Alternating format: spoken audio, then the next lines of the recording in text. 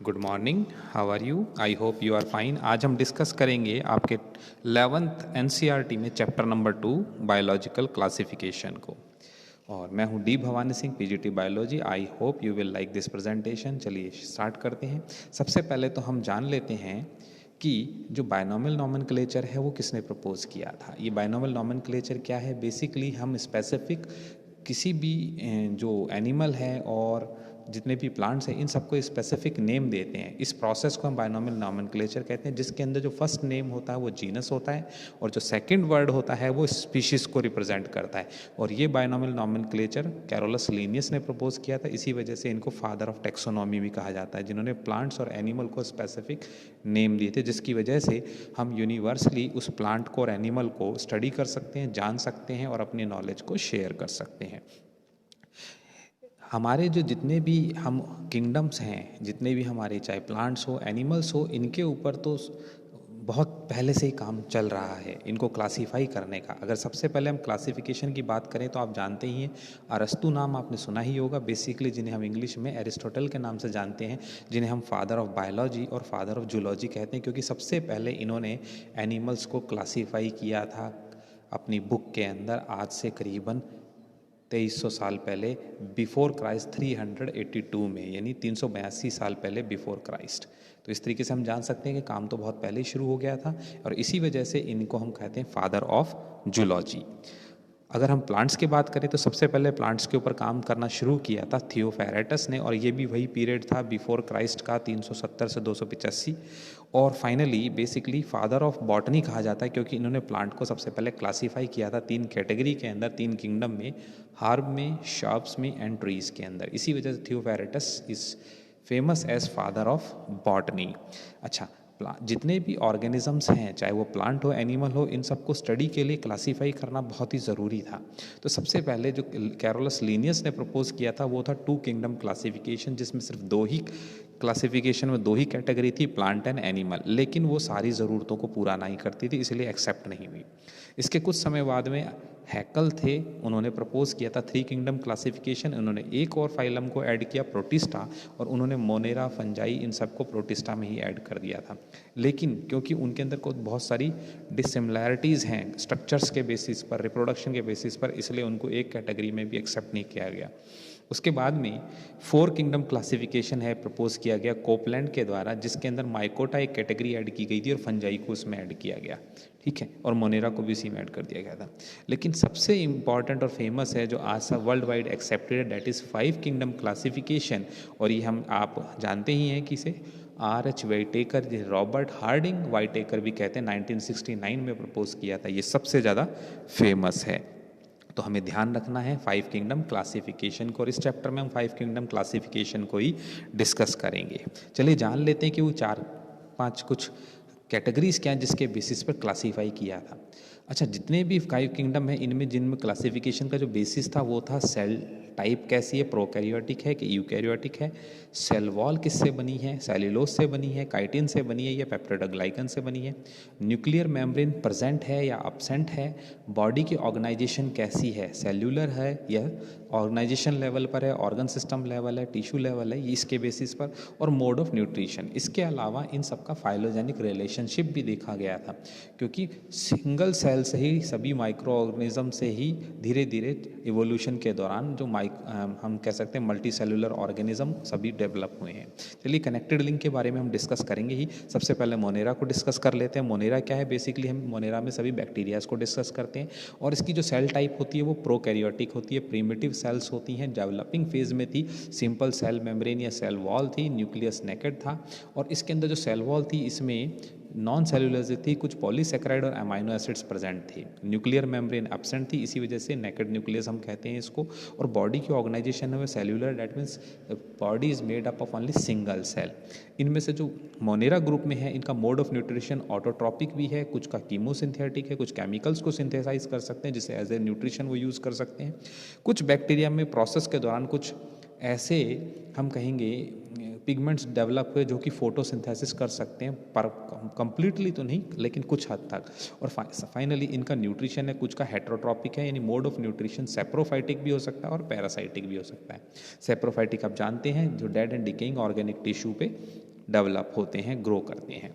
चलिए डिस्कस कर लेते हैं प्रोटिस्टा को। प्रोटिस्टा में बेसिकली हमारे सभी प्रोटोजोआस आते हैं, चाहे वो प्लाज्मोडियम हो, चाहे हम डिस्कस करें तो हमारा अमीबा है, चाहे पैरामीशियम है, ये सभी प्रोटिस्टा ग्रुप में आते हैं। इवन यूग्लिना है, उसको भी हम प्रोटिस्टा ग्रुप में स्टडी करते हैं। इनका जो सेल टाइप होता है यूकैरियोटिक है, बेसिकली डेवलप्ड सेल है, और साथ में इसमें सेल वॉल भी प्रेजेंट होती है, और न्यूक्लियर मेम्ब्रेन न्यूक्लियस के चारों तरफ प्रेजेंट होती है, यानी डेवलपिंग है as compare to Monera, it is developed. Okay, और साथ में बॉडी ऑर्गेनाइजेशन है वो सेल्यूलर है, सेल से ही मिलकर बनी है, सिंगल सेल ऑर्गेनिज्म है। इनमें से कुछ ऑर्गेनिज्म हैं जो फोटोसिंथेटिक है, ऑटोट्रॉपिक है, जैसे यूग्लिना की बात करें कि during the day time by the photosynthetic pigment it can perform photosynthesis, लेकिन रात के समय इसका मोड ऑफ न्यूट्रिशन हेटरोट्रॉपिक है, इसलिए ये कनेक्टेड लिंक है between animals and plant, Euglena को हम कह सकते हैं। लेकिन इसके अलावा जितने भी प्रोटिस्टा हैं वो सारे हेटरोट्रॉपिक है, मोड ऑफ न्यूट्रिशन वो दूसरे ऑर्गेनिज्म से ही कंज्यूम करके उसको अपना न्यूट्रिशन है उन्हें मिलता है। ठीक है, अब जान लेते हैं तीसरा किंगडम है हमारा फंजाई, और फंजाई को हम कहते हैं बेसिकली यूकैरियोटिक है, क्योंकि इसमें सिंगल सेल भी होती है और मल्टी सेलुलर भी फंजाई होती है, और साथ में इनकी सेल्स हैं डेवलप्ड हैं, यानी स्पेसिफिक ऑर्गेनल्स प्रेजेंट होते हैं जो स्पेसिफिक फंक्शंस को परफॉर्म करते हैं, डेवलप्ड सेल हैं।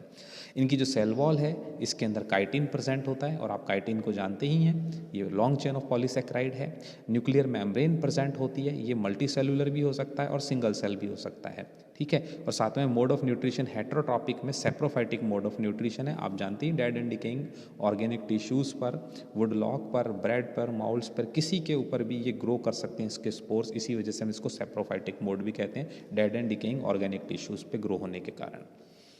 फोर्थ जो हमारा किंगडम है डेट इज़ प्लांटी। प्लांट्स में हम जिनको एनालिस्ट करते हैं प्लांट्स को, इसमें जो सेल्स होती हैं वो यूकैरियोटिक डेवलप्ड सेल हैं। Cell wall is rich in cellulose present होता है और सेल वॉल बहुत ही ज़्यादा स्टिफ होती है। न्यूक्लियर मेम्ब्रेन प्रेजेंट होता है और टिश्यू लेवल की ऑर्गेनाइजेशन होती है। साथ में ऑटोट्रॉपिक मोड ऑफ न्यूट्रिशन है बेसिकली, क्योंकि सेल्स के अंदर प्लास्टिड्स होते हैं, क्लोरोप्लास्ट होते हैं, जो कि during the day time water और CO2 को यूज़ करते हुए फोटोसिंथेसिस कर सकते हैं सनलाइट की प्रेजेंस में। लास्ट में हम डिस्कस करते हैं एनिमेलिया को, जिनकी जो सेल टाइप है यूकैरियोटिक है। ओके, और साथ में सेल वॉल एब्सेंट होता है, इसकी जगह सेल मेम्ब्रेन होती है, और फॉस्फोलिपिड बाइलेयर्स जो सेल मेम्ब्रेन है आप जानते ही, और साथ में न्यूक्लियर मेम्ब्रेन प्रेजेंट है, स्पेसिफिक ऑर्गेनल्स प्रेजेंट्स होते हैं जो सारे फंक्शन परफॉर्म करते हैं। और जो एनिमेलिया के अंदर सेलुलर लेवल ऑर्गेनाइजेशन भी है, group of cells combined to form tissue level organisation भी, और सब group of tissues combined to form organ system level, और ये ऑर्गेनाइजेशन भी है। इस तरीके से हम माइक्रोस्कोपिक से लेकर के मल्टी सेलुलर हर लेवल के एनिमेलिया ग्रुप में हम ऑर्गेनिजम्स को देख सकते हैं, जान सकते हैं। मोड ऑफ न्यूट्रिशन आप जानते ही हैं, इनमें हेटरोट्रॉपिक में होलोजोइक भी है और सेप्रोफाइटिक भी है, बिकॉज ये अपने फूड के लिए प्लांट्स और दूसरी कैटेगरीज पर किंगडम पर डिपेंडेंट रहते हैं अपने फूड के लिए। चलिए जान लेते हैं। आई hope you will like this presentation. Please आप स्क्रीनशॉट लेते रहें और इन्हें नोट करते रहें, एग्जाम पॉइंट ऑफ व्यू से आपके लिए बहुत ही इंपॉर्टेंट है। चलिए मूव करते हैं, सबसे पहले मोनेरा को डिस्कस कर लेते हैं। मोनेरा के अंदर हम बेसिकली जनरली याद रखने वाली बात है कि सभी बैक्टीरियाज को हम मोनेरा कहते हैं। आपके सामने बहुत डायग्राम है, आप देख सकते हैं कि ये राउंड शेप भी होते हैं, और ये डंबल शेप में भी हो सकते हैं, ये बेसिलस शेप में भी होते हैं, ये स्पाइरल शेप में भी हो सकते हैं, और ये कोमा शेप में भी हो सकते हैं। इसी बेसिस पर, शेप के बेसिस पे इनको 4 कैटेगरी है में क्लासीफाई किया जा सकता है। स्फेरिकल को हम कोकस या कोकाई कहते हैं। रॉड शेप बैक्टीरिया जो होते हैं इनको हम बैसिलस कहते हैं, जैसे लैक्टोबैसिलस हैं हमारे, कार्ड दही के कीटाणुओं को कह सकते हैं, दही के। और कोमा शेप में होते हैं विब्रियो शेप में, उनको हम विब्रियो कहते हैं, जैसे विब्रियो कोलेरा होता है हैजा का, जिसे हम कोलेरा को हैजा कहते हैं, उसका जो कीटाणु है जो कि कोमा शेप होते हैं। और स्पाइरिलम है जो कि स्पाइरल शेप में होता है, इस तरीके से। ओके, तो ये सभी जो हैं शेप हैं बेसिकली, इनके बेसिस पे भी इनको कैटेगराइज किया गया है। इसके अलावा तो जनरल बात है, सभी बैक्टीरिया हैं, ये सभी मोनेरा हैं, ये हेटरोट्रॉप्स होते हैं, इनको जनरली 4 और कैटेगरीज में क्लासीफाई किया है on the basis of their existent, और जहाँ वो प्रेजेंट होते हैं, किस इन्वायरमेंट में रहते हैं और क्या फंक्शन परफॉर्म करते हैं। सबसे पहले हम जान लेंगे आर्कियो बैक्टीरिया कौन से हैं, EU बैक्टीरिया जिन्हें हम ट्रू बैक्टीरिया के नाम से पढ़ते हैं। ये सभी जो 4 डिफरेंट शेप्स के बैक्टीरिया पढ़ रहे हैं, ये सभी ट्रू बैक्टीरिया EU बैक्टीरिया हैं। इसके अलावा कुछ साइनोबैक्टीरियाज के बारे में हम पढ़ेंगे और माइकोप्लाज्म के जानेंगे। तो ये है क्लासिफिकेशन है, किंगडम क्लासिफिकेशन है हमारे मोनेरा बैक्टीरिया ग्रुप का। आप इस पेज का स्क्रीनशॉट ले सकते हैं। चलिए मूव करते हैं नेक्स्ट पर। बैक्टीरिया मोनेरा के अंदर सबसे फर्स्ट है हमारा आर्कियोबैक्टीरिया। आर्कियोबैक्टीरिया इस तरीके के बैक्टीरिया हैं जो रहते हैं हार्श कंडीशन में, किसी भी हैबिटाट में हमें बैक्टीरिया सर्वाइव करते मिल सकते हैं। एक्सट्रीम कंडीशंस हैं ये इन्वायरमेंटल। इसी के बेसिस पर हमने इनको 3 कैटेगरी में कैटेगराइज किया है। फर्स्ट है हमारा थर्मो एसिडोफिल्स या थर्मोफिल्स, जो कि हॉट वाटर्स, हॉट स्प्रिंग्स में मिलते हैं। जो गर्म पानी के झरने हैं उनके अंदर भी कुछ बैक्टीरिया प्रेजेंट है। इवोल्यूशन के दौरान इन्होंने सर्वाइव करना सीख लिया है। आप जानते हैं कि 37 डिग्री सेल्सियस के ऊपर ज़्यादातर बैक्टीरिया हैं वो डेथ हो जाती है अगर हम उन्हें हॉट वाटर में रखें, स्टीम में। But during the process of evolution hot spring में कुछ बैक्टीरिया ने मल्टीप्लाई करना सीखा और अब वो 92 डिग्री टू 97 डिग्री में भी सर्वाइव कर सकते हैं। ऐसी बैक्टीरियाज को हम थर्मो एसिडोफिल्स या थर्मोफिल्स कहते हैं, जिन्हें हम 12th में थर्मो एसिडोफिल्स में हम जानेंगे, बायोटेक्नोलॉजी के केसेस में डिस्कस करते हैं। चलिए एक और नेक्स्ट है हमारा मैथेनोजेंस। नाम से ही पता चलता है जो कि मीथेन को प्रोड्यूस करते हैं। इस तरीके के बैक्टीरिया मार्शी, जो जहाँ पर कीचड़ होता है, दलदली भाग होता है, वहाँ पर होते हैं, वेटलैंड्स में एरियाज में होते हैं। और साथ में यही बैक्टीरिया रूमिनेंट एनिमल्स के गट में भी प्रेजेंट होता है, जो प्लांट सेल वॉल के अंदर प्रेजेंट सेल्यूलोज को डाइजेस्ट करके उससे मीथेन गैस प्रोड्यूस करता है। ठीक है, जिसे हम बायोगैस प्लांट के अंदर हम यूज़ करते हैं। ओके, तो मैथेनोजेंस है बेसिकली सेल्यूलोज को डाइजेस्ट करते हैं और मीथेन प्रोड्यूस करते हैं। थर्ड कैटेगरी है हमारे बैक्टीरियाज की हैलोफिल्स। ये हैलोफिल्स हैं जो सॉल्ट रिच एरिया में भी प्रेजेंट होते हैं। आप जानते हैं कि अगर पानी के अंदर नॉर्मल हम जो सलाइन वाटर है उसके अंदर बैक्टीरिया होते हैं, उन्हीं को ही हम कहते हैं हैलोफिल्स। ओके, सॉल्टी एरिया में। तो ये आपने जाना आर्क्यो बैक्टीरिया के बारे में, चारों कैटेगरीज के बारे में। अब डिस्कस कर लेते हैं यू बैक्टीरिया, जिसे हम ट्रू बैक्टीरिया कहते हैं।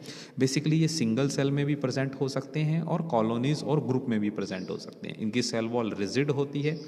बैक्टीरियाज जो होते हैं वो मोटाइल होते हैं और साथ में इनके ऊपर बॉडी पे कुछ फ्लैजिला होते हैं जिसकी वजह से ये मूवमेंट करते हैं। ज़्यादातर जो बैक्टीरिया उनकी शेप के बेस पे आप और हम जान ही चुके हैं कि कोकाई भी होते हैं, बैसिलस होते हैं, स्पाइरलम होते हैं, विब्रियो होते हैं। और इनमें से कुछ बैक्टीरिया यूज़ होते हैं ह्यूमन में यूज़फुल थिंग्स में प्रोड्यूस करने के लिए, जैसे कि Acetobacter aceti acetic acid produce करने के लिए यूज़ किया जाता है। लैक्टोबैसिलस कर्ड और दही बनाने के लिए, दूसरे प्रोडक्ट्स बनाने के लिए यूज़ होता है। लेकिन बहुत सारे बैक्टीरिया ऐसे हैं जिनसे कम्युनिकेबल डिजीज़ होती हैं। कम्युनिकेबल डिजीज़ जैसे कि टाइफाइड हुआ, लेप्रोसी मतलब कुष्ठ रोग हुआ, कॉलेरा मतलब हैजा, और डिप्थीरिया मतलब जो हमारे चेस्ट की डिजीज़ है, ज़्यादातर 5 साल के बच्चों के लिए, जिसके लिए हम डीपीटी वैक्सीन्स लगवाते हैं।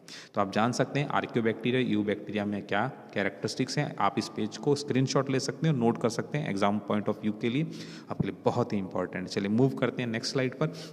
जाने बैक्टीरिया में, मोनेरा में बाकी 2 कैटेगरीज को भी, cyanobacteria and mycoplasma. Cyanobacteria basically हम इसको ब्लू ग्रीन एल्गी भी कहते हैं और ये हमारे इन्वायरमेंट में प्रेजेंट होती है। इसकी जो सेल वॉल है वो पेप्टिडोग्लाइकन की बनी हुई होती है और साथ में ये एक्वाटिक हैबिटेट में भी प्रेजेंट होते हैं। क्योंकि इनमें कुछ में ग्रीन पिगमेंट भी प्रेजेंट होता है, इस वजह से फोटोसिंथेसिस कर सकते हैं। और साथ में इनका बहुत बड़ा रोल है एटमॉस्फेरिक नाइट्रोजन को फिक्स करना ऑर्गेनिक फॉर्म में। इस तरीके से हमारी सॉइल को और इन्वायरमेंट को नाइट्रोजन न्यूट्रिएंट्स में ये एनरिच कर देते हैं। इनके कुछ एग्जाम्पल हैं नॉस्टॉक, ऑक्सिलिटोरिया, एनेबिएना। ये सभी nitrogen fixing free living bacterias हैं जो हमारे इन्वायरमेंट में सॉइल के अंदर प्रेजेंट होते हैं। राइजोबियम के बारे में आप जानते ही हैं, जो लेग्यूमिनस प्लांट्स के अंदर रूट नोड्यूल्स में मिलता है, दालों के पौधों की रूट नोड्यूल्स में, जो कि सिम्बायोटिक बैक्टीरिया है। वो भी बेसिकली एक साइनोबैक्टीरिया ही है, लेकिन वो सिम्बायोटिक है, प्लांट की रूट नोड्यूल में रहता है। ठीक है, इस तरीके से नाइट्रोजन फिक्सिंग बहुत सारे बैक्टीरिया हैं।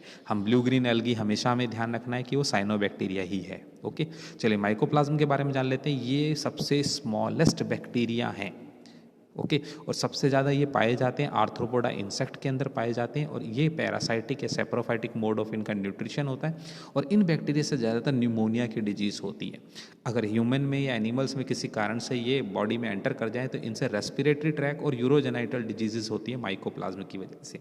क्योंकि इनकी खासियत है कि इनमें प्लाज्मा मेम्ब्रेन प्रेजेंट होती है और ये सेल वॉल प्रेजेंट नहीं होती है और सेल्फ रिप्लिकेबल है। इसी वजह से इन पर कुछ एंटीबायोटिक्स का एक्शन नहीं होता और एंटीबायोटिक के अगेंस्ट में ये रेजिस्टेंट होती है, तो इनको ट्रीट करना थोड़ा सा मुश्किल हो जाता है। तो माइकोप्लाज्मा ऐसे हैं जो कि स्मॉलेस्ट होने के साथ साथ में डिजीज कॉजिंग बैक्टीरिया भी हैं।